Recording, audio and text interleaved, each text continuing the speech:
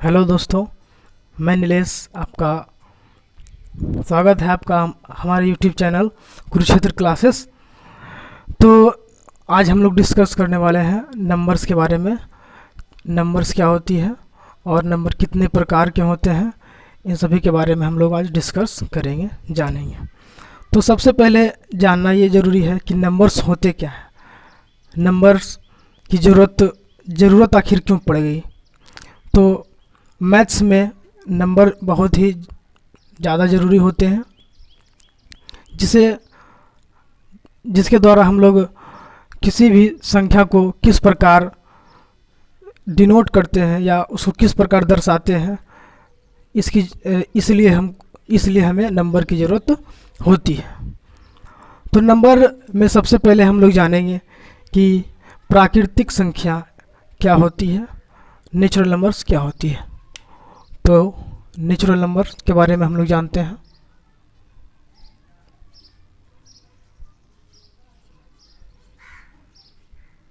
Natural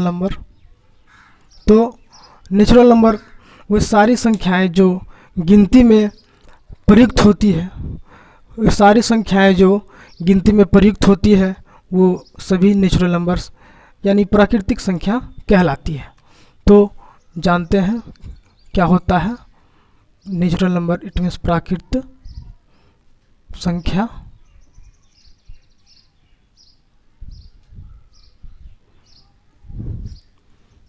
गिनती में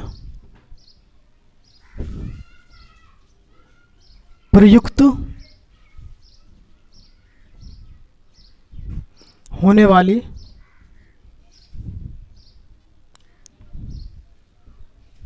संख्याएं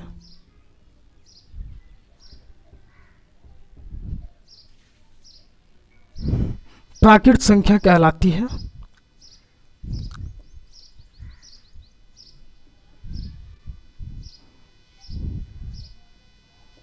प्राकृतिक संख्या कहलाती है। इसके कुछ उदाहरण की बात कर ले, एग्जाम्पल्स की बात करें तो जैसे 1, 2, 3, 4, 5 एट्सेट्रा, ये सभी हमारे प्राकृतिक संख्या कहलाती है। तो ये होती है प्राकृतिक संख्या। इसके बाद हम लोग जानेंगे कि पूर्ण संख्याएं क्या होती है। तो प्राकृतिक संख्या और पूर्ण संख्या में ज़्यादा कोई अंतर होता नहीं है, थोड़ा सा माइनर अंतर होता है बस। हम लोग प्राकृतिक संख्या के ही समूह में हम लोग सिर्फ शून्य शामिल कर देते हैं और उससे जो संख्या का एक समूह बनता है, एक समुच्चय बनता है, उसे हम लोग पूर्ण संख्या कहते हैं। इट मीन्स होल नंबर कहते हैं। तो हम लोग अब जानेंगे कि पूर्ण संख्या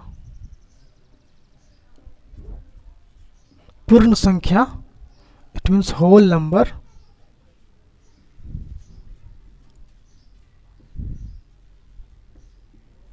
क्या होती है। तो गिनती की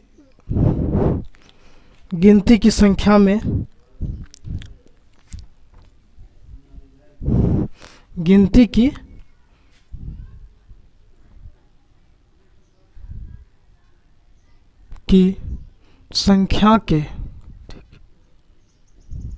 संख्या के समूह में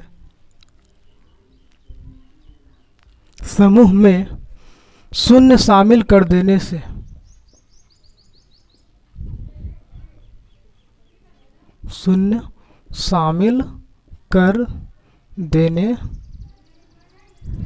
से बना संख्या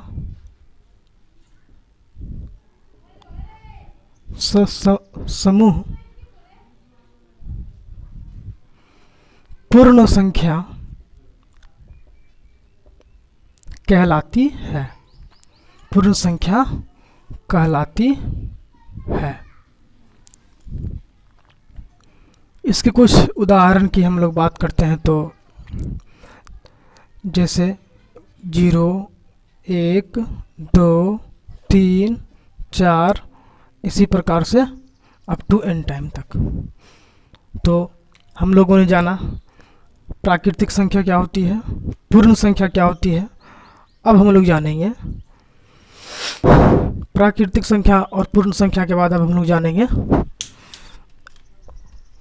परिमेय संख्या क्या होती है। परिमेय संख्या क्या होती है।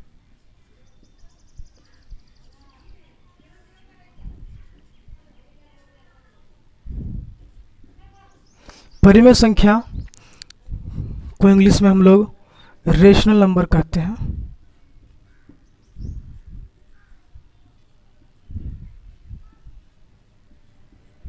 रेशनल नंबर, आखिर रेशनल नंबर्स क्या होते हैं? तो रेशनल नंबर्स वे सारी नंबर्स जिन्हें हम p/q के रूप में लिख सके या p/q के रूप में इसे हम दिखा सके, वो सारी संख्याएं परिमेय संख्याएं कहलाती हैं। तो जिन संख्याओं को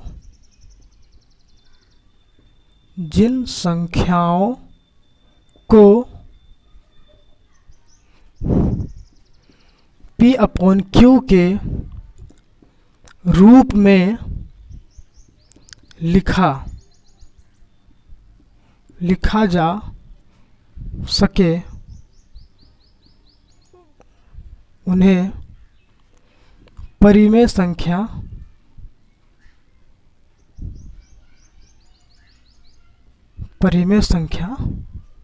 कहते हैं। परिमेय संख्या कहते हैं जहाँ q not is equal to 0। इसके कुछ एग्जाम्पल्स की बात करते हैं। तो इसके एग्जाम्पल्स जैसे कि बात करें, वो कोई भी नंबर जो p/q के रूप में हो उसको हम परिमेय संख्या कहते हैं। जहाँ पे जैसे हम कुछ एग्जाम्पल्स की बात करें तो 2/5, क्यों इसको हम कह सकते हैं कि नहीं कह सकते हैं? बिल्कुल कह सकते हैं, क्योंकि ये p/q का फॉर्म में है, बिल्कुल कह सकते हैं। क्या हम -3/7 इसे कह सकते हैं परिमेय संख्या? जी बिल्कुल कह सकते हैं। क्या हम 5 को परिमेय संख्या कह सकते हैं? तो बिल्कुल कह सकते हैं। भले यहाँ पे p/q का फॉर्म नहीं दिख रहा है, लेकिन किसी भी संख्या के नीचे कुछ ना होता तो एक जरूर होता है। इस प्रकार हम कह सकते हैं कि ये भी एक परिमेय संख्या होगा। और जैसे कि -3 बोलेंगे, ये भी एक परिमेय संख्या होगा। तो ये कुछ हुई परिमेय संख्या की डेफिनेशंस। अब हम जानेंगे वो परिमेय संख्या किसे कहते हैं।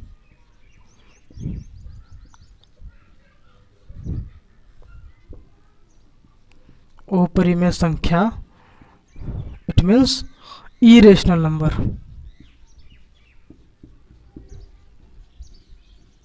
इरेशनल नंबर्स क्या होते हैं इसके बारे में जानते हैं। तो जैसा कि अभी हम लोगों ने जाना कि परिमेय संख्या जिसे p/q के रूप में लिखा जा सके या p/q के रूप में व्यक्त किया जा सके, उसे हम परिमेय संख्या बोलते हैं।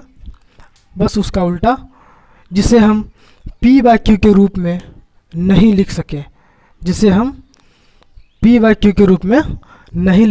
उसे हम क्या कहेंगे? अपरिमेय संख्या। तो जानते हैं जिन संख्याओं को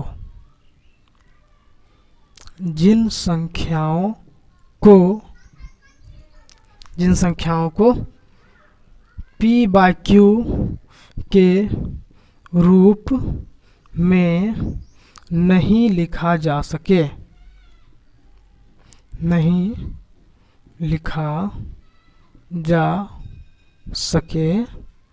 उन्हें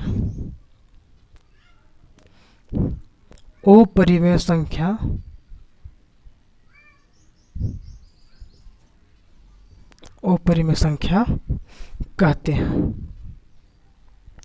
अब कुछ एग्जाम्पल्स को समझने की कोशिश करते हैं।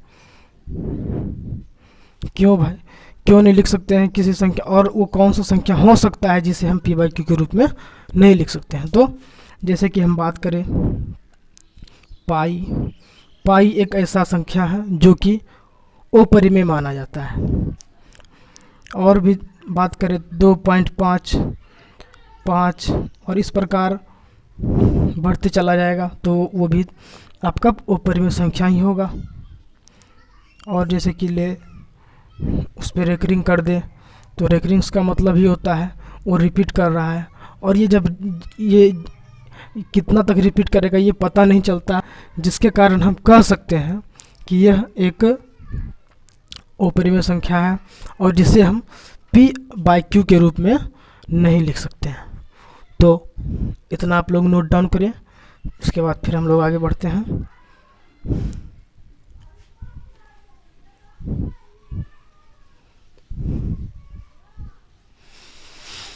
तो अब हम लोग जानेंगे सम संख्या क्या होता है, फिर विषम संख्या, फिर उसी प्रकार नंबर की श्रृंखला को आगे बढ़ के समझेंगे क्या होते हैं सम संख्या और विषम संख्या।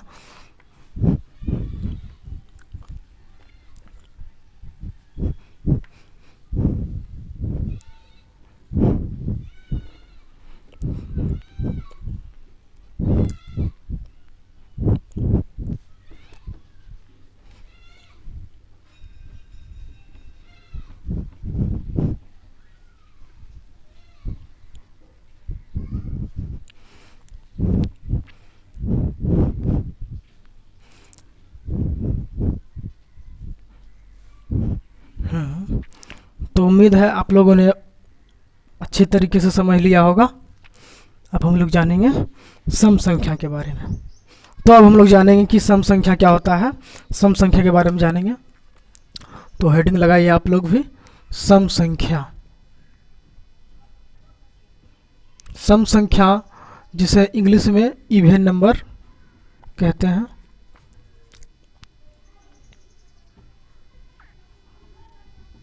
तो क्या होता है सम संख्या? सम संख्या वे सारी संख्याएं जो 2 से पूर्णतः विभाजित हो उसे हम सम संख्या कहते हैं। तो वे संख्याएं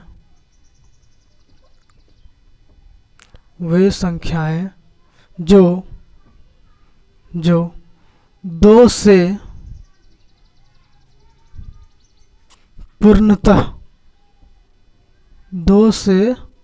पूर्णतः इट मीन्स पूरी तरह विभाजित हो,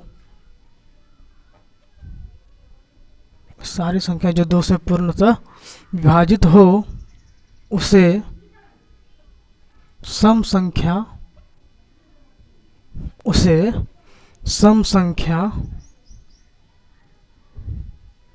कहते हैं। कुछ एग्जाम्पल्स की ओर बढ़ते हैं कि 2, जैसे 2 से 2 तो पूरा कट ही जाएगा। फिर 4, 4 को भी 2 पूर्णतः विभाजित कर देगा। 6 भी 2 से पूरी तरह विभाजित हो जाएगा। 8 भी 2 से पूरी तरह विभाजित हो। तो ऐसी बहुत सारी संख्याएं हो सकती है जो 2 से पूर्णतः विभाजित हो जाएगी। ठीक है, तो अब हम लोग जानेंगे सम संख्या के बाद हम लोग जानेंगे विषम संख्या क्या होती है, विषम संख्या किसे कहते हैं। तो सम संख्या समझ जाने के बाद विषम संख्या और भी आसान लगेगा, क्योंकि विषम संख्या बस सम का ही उल्टा है। ठीक है, तो जानते हैं विषम संख्या क्या होता है। तो वो सारी संख्याएं जो 2 से पूर्णतः विभाजित नहीं हो, 2 से विभाजित नहीं होगी, हो सकता है वो 3 से भी विभाजित हो जाए, हो सकता है वो 5 से विभाजित हो जाए, हो सकता है वो 7 से विभाजित हो जाए, हो सकता है वो 9 से विभाजित हो जाए, 11 से विभाजित हो जाए, परंतु वो 2 से या 2 का कोई भी गुणांक से विभाजित नहीं होगा, जिसे हम लोग क्या कहेंगे, विषम संख्या कहेंगे। तो वे संख्याएं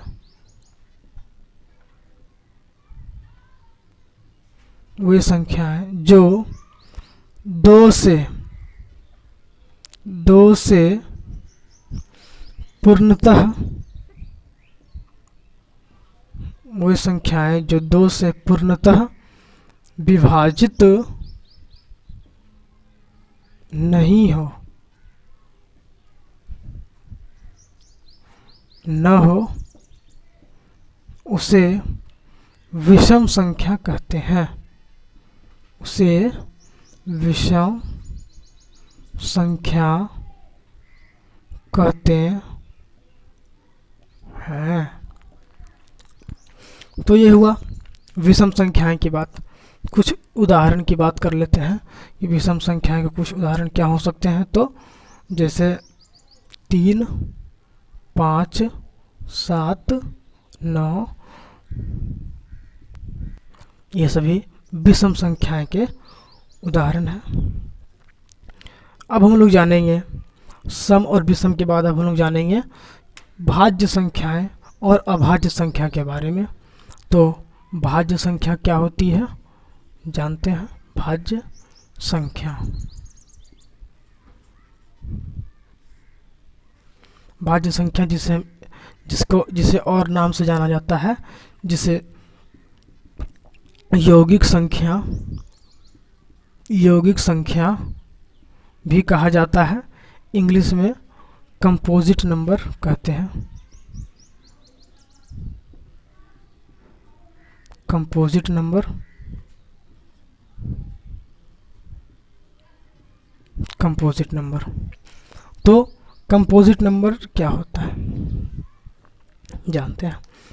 तो वैसी संख्याएं जो एक से और स्वयं के अलावा, एक और स्वयं के अलावे किसी अन्य संख्या से भी विभाजित हो, उसे हम भाज्य संख्या कहते हैं। तो वैसी संख्या जो एक और स्वयं के अलावे, एक और स्वयं के अलावे किसी अन्य संख्या से भी, किसी अन्य संख्या से भी विभाजित हो, अन्य संख्या से भी विभाजित हो, भाज्य संख्या कहलाती है।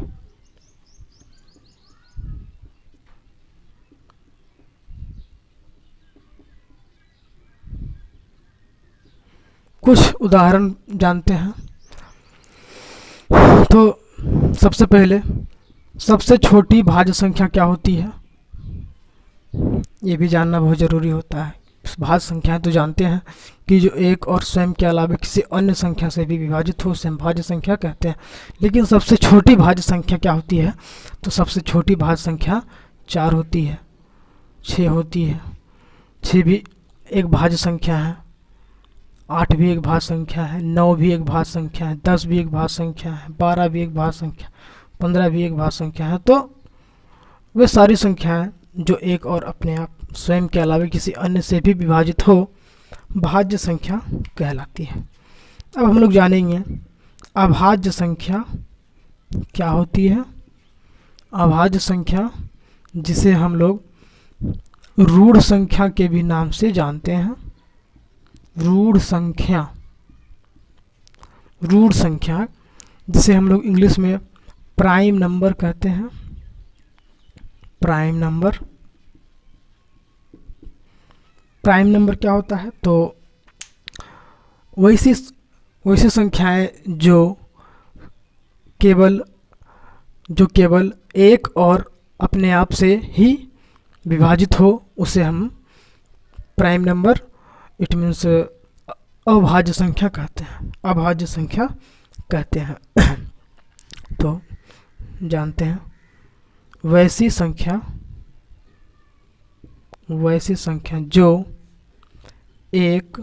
जो केवल एक और स्वयं से ही, एक और स्वयं से ही विभाजित हो। तो ऐसी संख्या जो केवल एक और स्वयं से ही विभाजित हो अभाज्य संख्या कहलाती है। अभाज्य संख्या कहलाती है। कुछ उदाहरण की बात करते हैं। उदाहरण की बात करते हैं तो जैसे कह सकते हैं हम 2, 3, 5, 7, 9 नहीं होगा क्योंकि 9 3 से भी विभाजित हो जाती है, इसलिए 9 नहीं होगा। 11, 13, तो ऐसी बहुत सारी संख्याएं हैं जो अभाज्य है और जो कि एक और अपने आप से ही विभाजित होती है। अब हम लोग जानेंगे कि पूर्णांक क्या होता है। पूर्णांक को हम लोग इंटीजर बोलते हैं। इंटीजर्स क्या होता है? तो पूर्ण संख्याओं के समूह में ऋणात्मक संख्याओं के समूह को यदि हम शामिल कर दे तो वह पूर्णांक बन जाता है।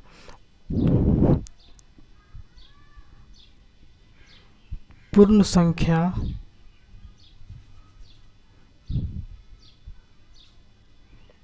संख्या के समूह में ऋणात्मक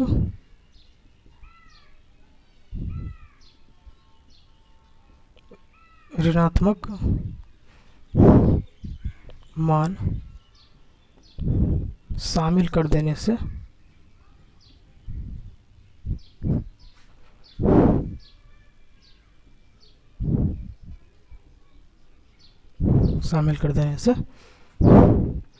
बना समुच्चय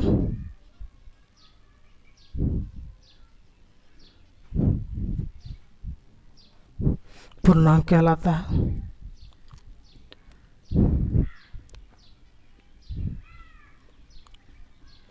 पूर्णांक दो प्रकार के होते हैं।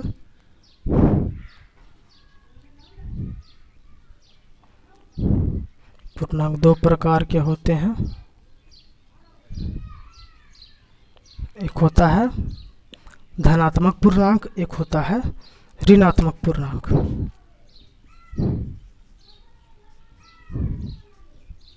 धनात्मक पूर्णांक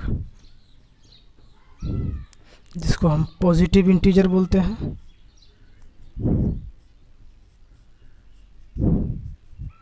दूसरा ऋणात्मक पूर्णांक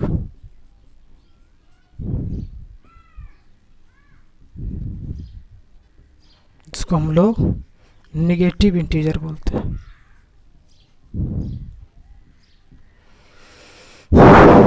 तो इतना आप लोग नोट डाउन करें।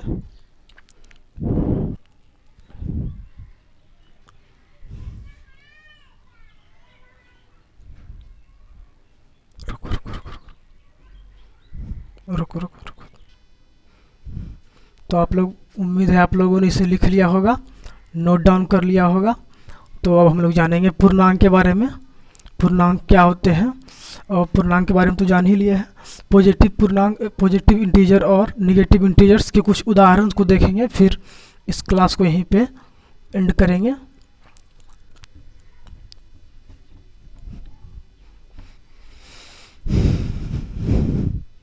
तो जानते हैं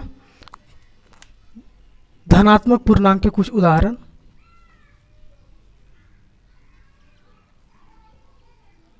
धनात्मक पूर्णांक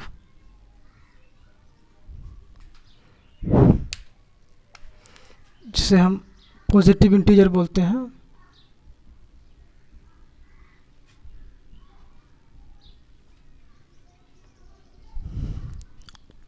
कुछ इसके एग्जाम्पल्स की बात करते हैं। तो जितने भी धनात्मक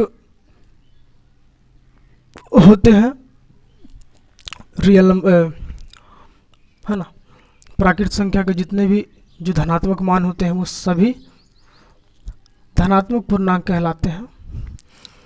वाइस वर्सा ऋणात्मक के बारे में बात करेंगे तो ऋणात्मक पूर्णांक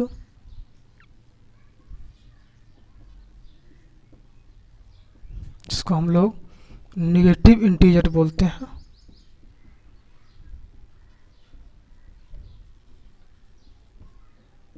तो इसके कुछ उदाहरण देख लेते हैं, इसके कुछ एग्जांपल्स, जैसे कि हो गया -3, -2, -1 एक्सेट्रा। तो आज के लिए इतना, और आगे हम लोग अगले वीडियो में देखेंगे। तो धन्यवाद। यदि आपको ये हमारा एक्सप्लेनेशन बढ़िया लगा तो आप चैनल को सब्सक्राइब करें, वीडियो को शेयर करें ज़्यादा से ज़्यादा अपने दोस्तों में, और भी हम अच्छे वीडियो लेके आपके लिए आएंगे। धन्यवाद।